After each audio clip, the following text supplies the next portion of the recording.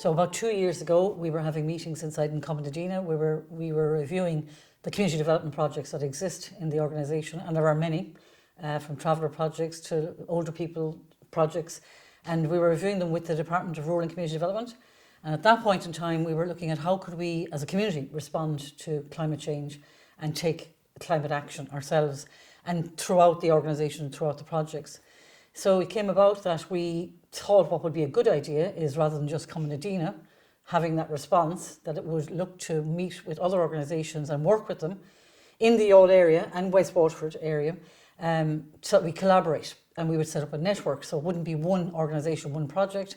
And that's what we decided to do, is to go out, meet people and ask them to join a network to look at how will we respond to climate change together. So my job is to help the community in energy efficiency awareness, knowledge transfer of grants and funds that are available for the community and businesses to create a Youghal for all that is energy efficient as part of a just transition in Ireland. I'm very well networked within different stakeholders in the community and government agencies, and also technology providers.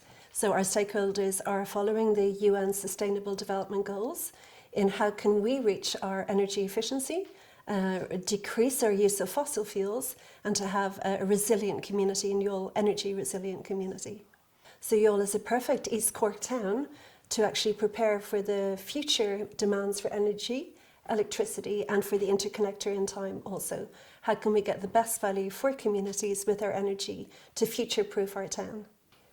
We have the opportunity to have a grid connection with France, and we have to optimise that opportunity with local communities to be the most renewable energy efficient and to have optimisation of the solutions for the community for our power going forward. So the French grid and the Irish grid will be connected under the sea by a grid connection. So it's a way to ensure that we have correct energy going forward both ways. So when we have a surplus of renewable energy, we can sell it onto France also.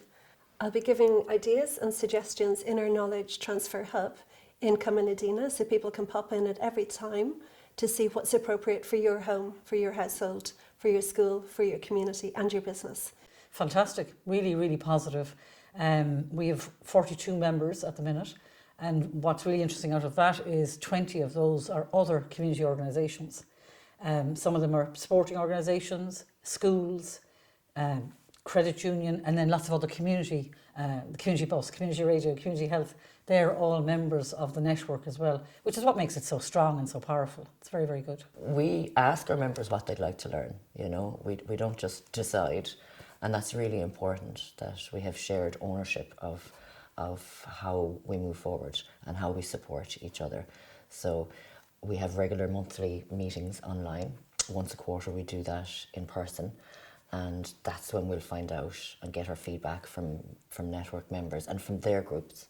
So because we have individual members as well as group members who are representing community groups, they're feeding back what's going on, what we're doing to their groups, and then we're finding out what's happening in their groups and how we can support them. Blue and Green Network and everyone in Commonadina has been a great support in helping us get settled in the community. I do believe that if you ever want to reach a point of climate justice in the world, then social justice is greatly important. So bringing everyone along in the community, bringing everything down to a level where people understand the issues and feel for the issues, personalising it, that's the only way we can ever reach a level where we're living sustainably in the world. So getting involved in community events and community groups is just really important for me. We find that each time we have an event, whether it's a forage, a walk, a talk or a presentation, we gain new members because they understand better what we're doing, because there's a lot of jargon and there's a lot of fear, obviously, I guess, around climate crisis. But when people see that there are simple ways to come together to face the difficulties by doing simple little things, like last weekend we did a beeswax wrap workshop. So now everybody that's there is an expert on that because it's really easy to do. But that reduces the need to use things like plastics and cling film. Individuals can become members of the network as well. We've about 22, 23, and the main thing for individuals is that they're proactively committing to do work with us. rather than just being a dormant member. And again, individuals, all ages, male, female, interests in, you know, environmental stuff. It could be the coast or it could be energy. So we've 3 pillars to our work, as I just mentioned there: the coast, environment, biodiversity, and then renewable energy. I do a little bit of everything. So I help with the Instagram or Facebook. So I create posts or talk with Grania how to approach the post or how to approach the promotion for specific event. So then when Grania or Maria send me the details, I create the post and we kind of talk how do we want to promote that. So we target in few groups. So for young people, of course, we'll have an Instagram. So then we'll got messages on the Instagram asking for events or sharing, or then we sometimes share the event to the radio and the radio will share, and then we get more people. And then on Facebook, it's Grania more to the Facebook one, but I believe we have some messages there as well, and comments and likes. Myself and my wife Anya started the Youghal Coast group about 5 years ago. There was the big beach clean coming up from Clean Coasts, the national umbrella group as part of Antashka, and we saw that advertised and we thought it'd be great to do one in Youghal. They wanted to showcase the zero waste philosophy, I suppose, or way of life.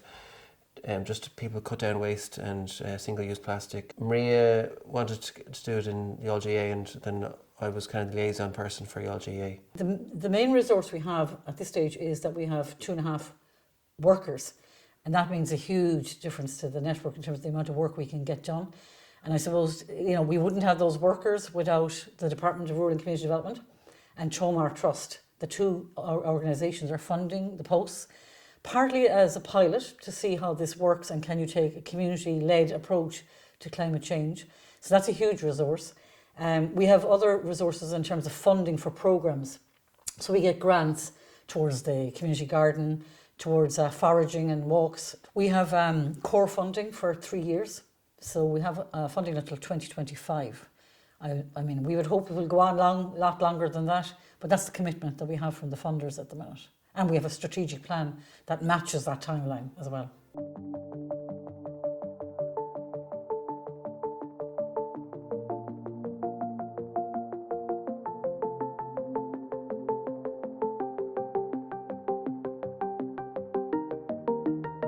Ballyvergan Marsh is located just south of the N25 and lies 3 kilometres southwest of the town of Youghal, County Cork.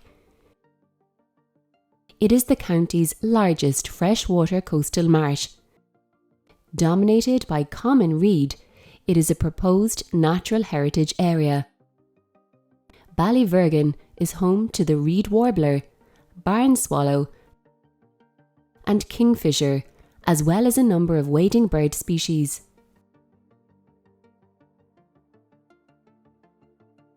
The freshwater environment provides feeding for egrets, herons, sandpiper, lapwing, and several others.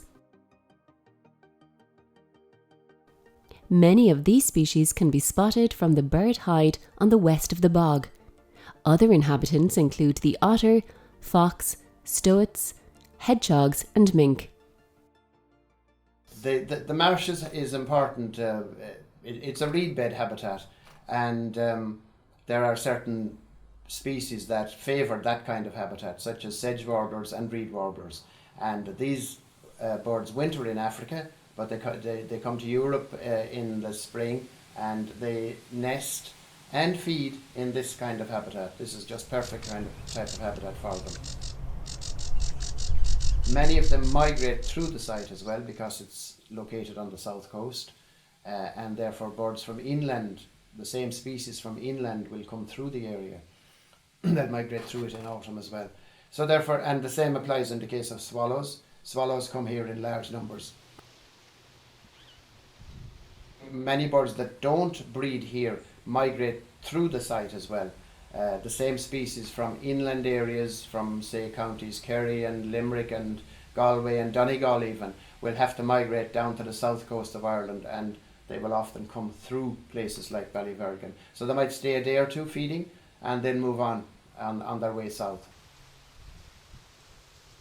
Species like, for example, the wren. There are lots of wrens in the marsh here. They're very, very common, and those birds never go anywhere. They really stay in the same place for their entire lives. They're here all at the time. Sometimes a pair of mute swans breed here, and they're year-round residents as well. The important bird in winter here is the hen harrier. This is a bird of prey which breeds in the uplands, and some of them, particularly the juveniles and the females, come to the coast.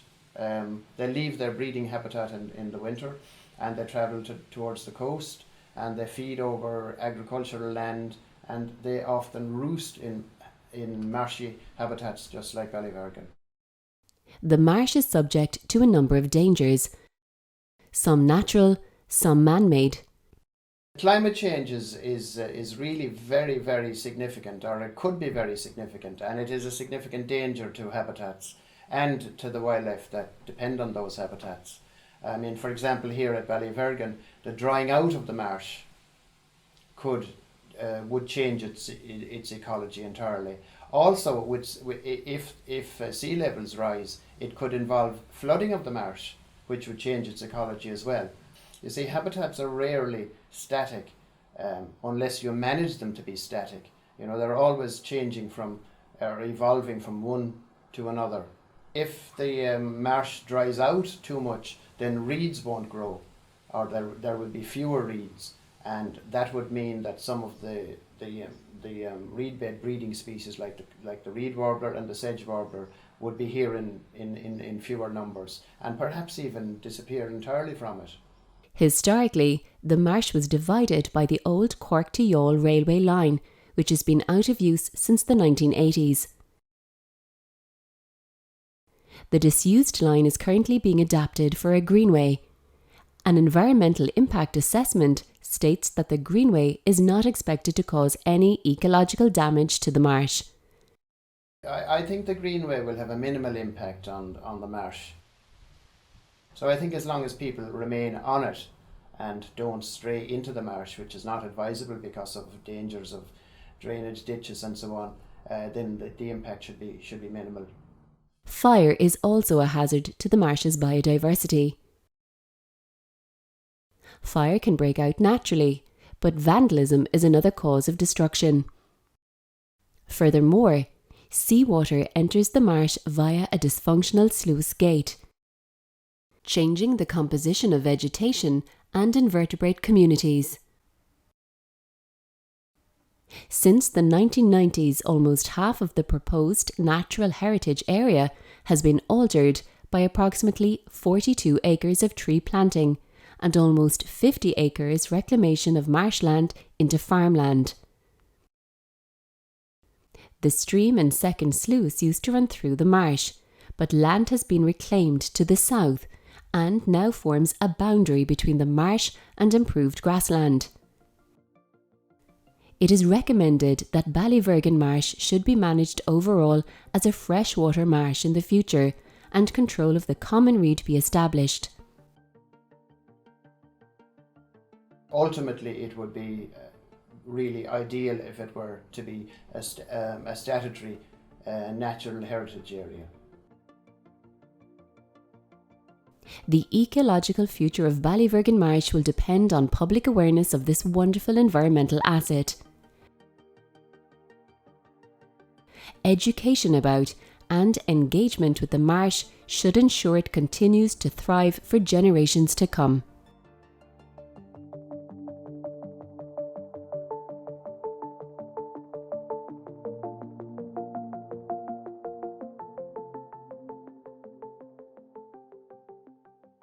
Youghal coastline runs from Pilmore Strand to Youghal Bridge and is approximately 10.5 kilometres long.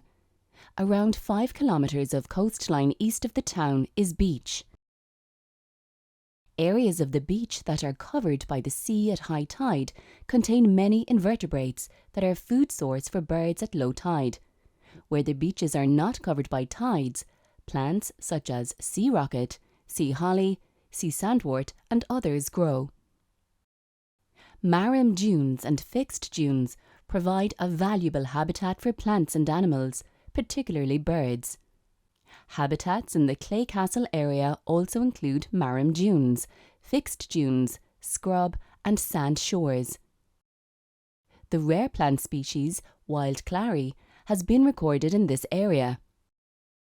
Further west in the fixed dunes, plant species such as pyramid orchid, bulbous buttercup and lady's bedstraw can be found. The 3 kilometres north of the town consists of marshland and river bank. Here the Blackwater estuary is of high ornithological importance for wintering waterfowl, providing good quality feeding areas for an excellent diversity of waterfowl species. The estuary is designated as a special protection area and a special area of conservation. The combined 10.5 kilometres of coastline is abundant with a variety of seaweed. Seaweed can play a huge role in fighting climate change by absorbing carbon emissions, regenerating marine ecosystems, creating biofuel and renewable plastics, as well as generating marine protein. While Youghals coastline is rich with biodiversity, it also faces the threat of rising sea levels and flooding. Youghal town is built on the narrowest section of the Blackwater estuary, its quaysides constructed of reclaimed land. The town's position on the Blackwater River means flooding has been a concern to locals for decades, and more importantly, to those living on the banks of the river. Construction of seawalls has been a long-term defence against coastal erosion. According to scientific research, much of the world's sandy coastline is already eroding and will be further impacted by climate change. Up to 15% of the world's beaches face severe erosion by 2050. This will rise to almost 50% at the end of the century. 20% of the Irish coast is now at risk from coastal erosion, with 6% regarded as being in immediate danger. These estimates do not include the impact of occasional storm-driven shoreline retreat. Youghal has been accustomed to storm damage, most notably in 1962. However, the frequency of storms has increased in recent years. In 2004, flooding reached the main street. Other storms include Darwin 2014, Desmond 2015, Ophelia 2017, Eleanor 2018, and Storm Elsa, which made landfall in December 2019.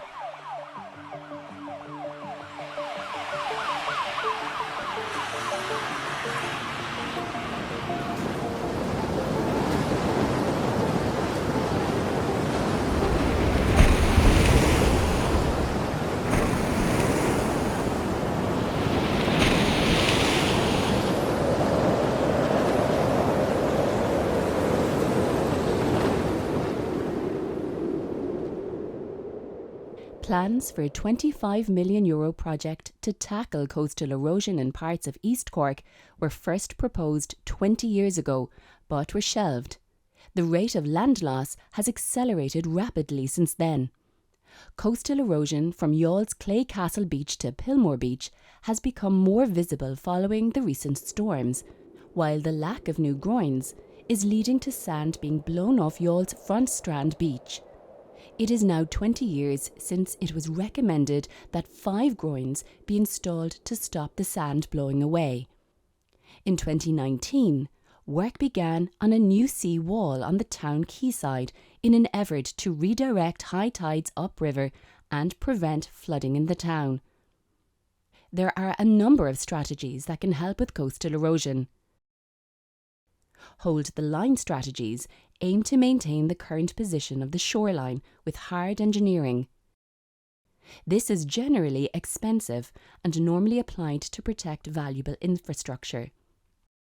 Retreat the line strategies aim to allow coastal recession on a managed basis with engineering measures. This may involve the creation of tourist attractions such as salt marsh areas. It may even contribute to ecosystem health and biodiversity. Advance the line strategies aim to push the shoreline seaward, generally through land reclamation and beach renourishment. do-nothing strategies allow the coastline to evolve naturally, with planning restrictions and setbacks, such as no development within a fixed distance from the coastline. The length of Youghals coastline and the geographical position of the town means a number of climate change strategies will have to be adopted.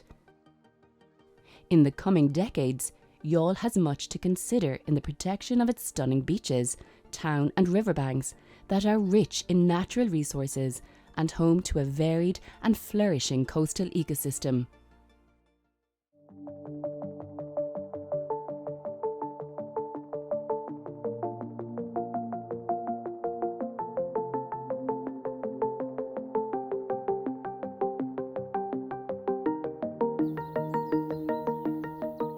The Slob Bank is a waterside walkway stretching 3 kilometres along the Blackwater estuary at the northern end of Youghal town.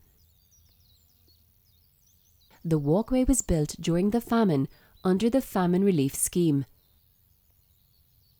Hundreds of men quarried the stone that was used to build the embankment.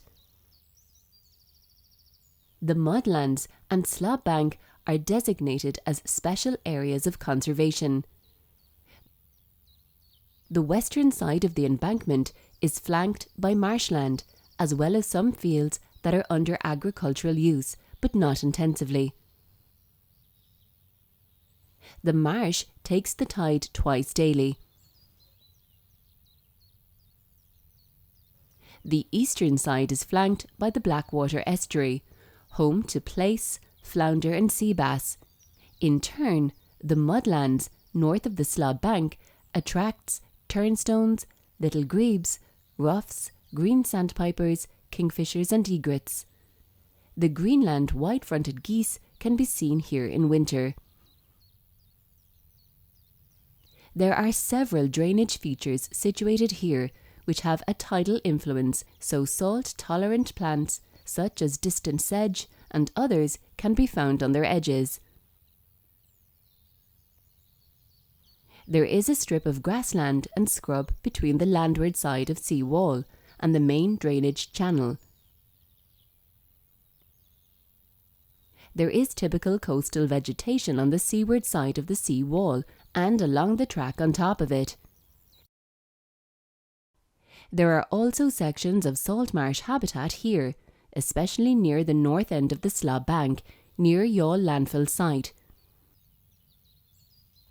From the pier, a continuous linear strip of native trees and scrub runs south along the west side of the Slob Bank walk for about 450 metres.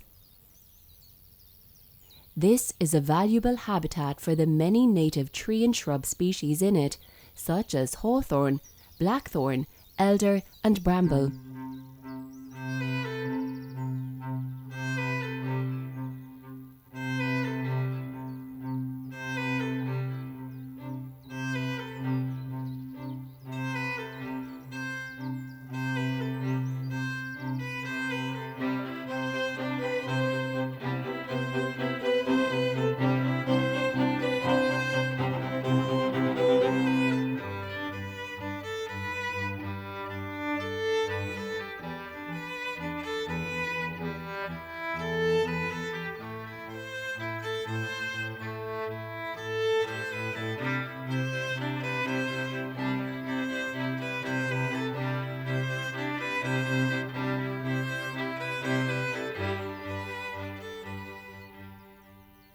Historically, the Slob Bank was used for recreation by residents from the north end of the town for picnics, walks, swimming and fishing.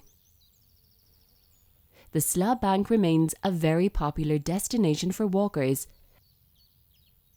However, a Heritage Vision report stated that the area is grossly underutilised by both locals and visitors. The report proposes improved accessibility, information signs, and a promotion of the walkway, which will increase usage and raise awareness of natural heritage. It is also proposed by Youghal Tidy Towns Committee that a Wildlife Wonders Trail of Youghal be created to inform and engage both locals and visitors when visiting the Slob Bank.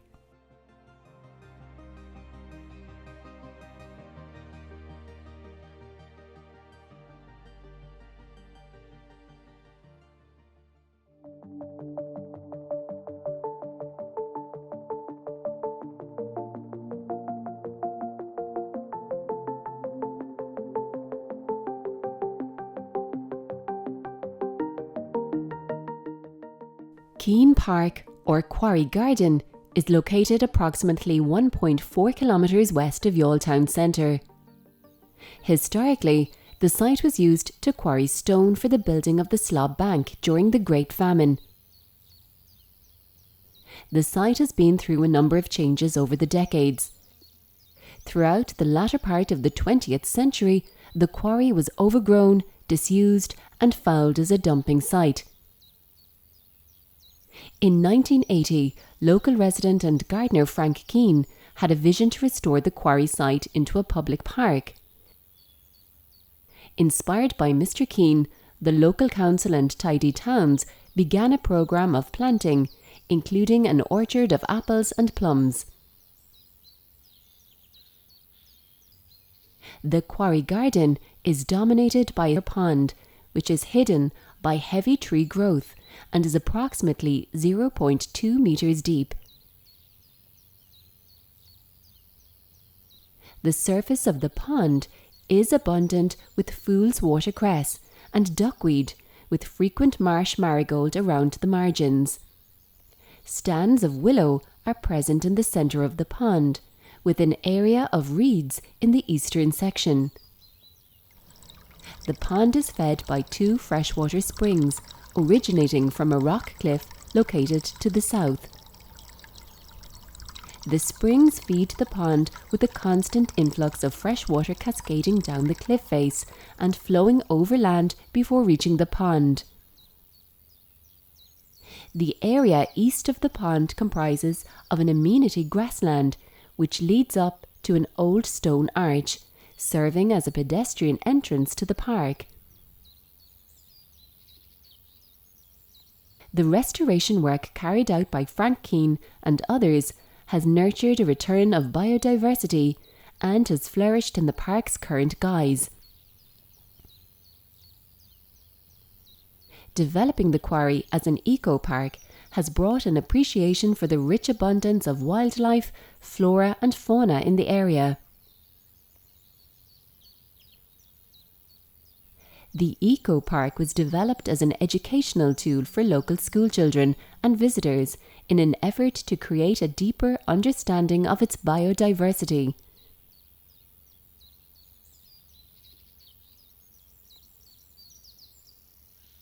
Keane Park is a much-loved site with both cultural and social significance. Moreover, there is much that can be done to preserve and expand its biodiversity. Planting wildflowers on the embankment area will increase the abundance of pollinators within the quarry, while a wetland habitat could be created in the overland flow area. Wetlands are increasingly valued for ecosystem services. Also, creating a central island within the pond, coupled with some clearing around it, would help to increase species richness, including common frog and newt.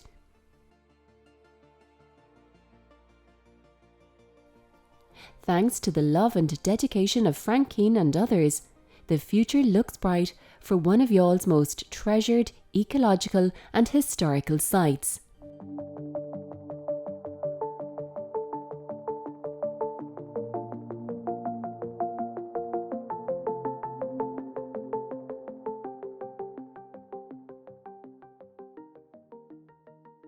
Youghal Fisheries is a community coastline industry on the south coast of Ireland, based in the Blackwater estuary. Fishing has long been at the heart of community life in Youghal, producing and maintaining almost everything needed for working on the sea. Traditional skills associated with fishing were handed down through generations of families. The quay here should be full of boats. Even down the Mel Dock, there'd be 3 abreast down the Mel Dock, one all the way up along there. Like, I couldn't believe the amount of boats. Like, so you see the old pictures and then you can imagine.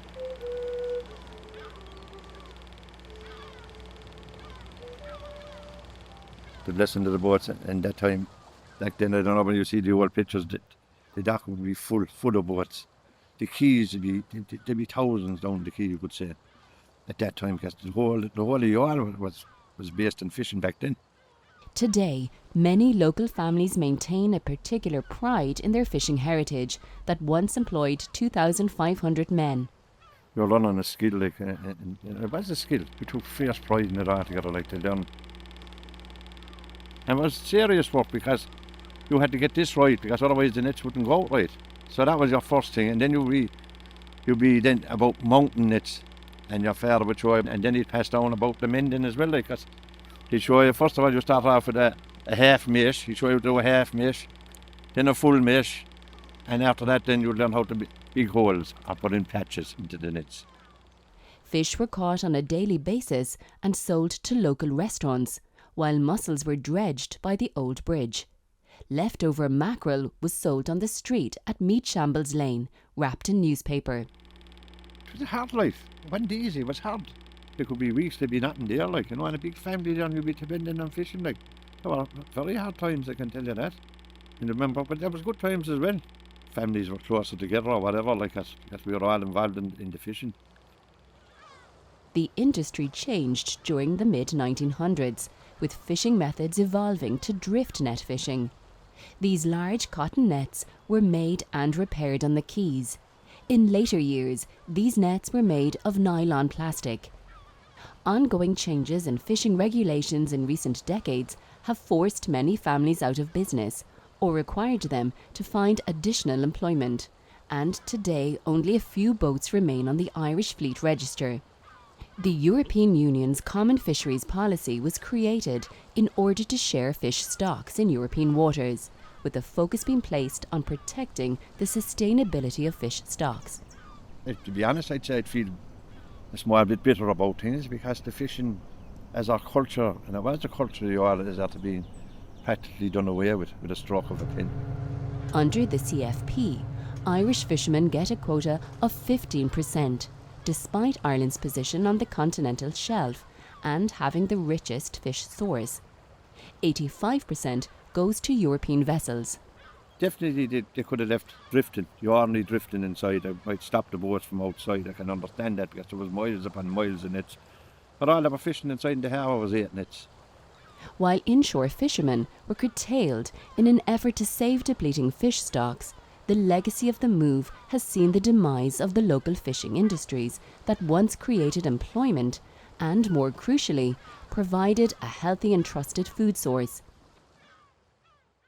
It remains to be seen if the proud tradition of fishing families in Youghal will survive, and if this once great indigenous industry can ever return to its former glory. It was handed down from generation to generation. Traditional families, through the Murphys, the Bottomers, the Hennessy's, the Ellops, Healy's, the Mangans. And I know on my own happened, so they'd like to see it back. That you could hand it down, that you could go out and make a drift again.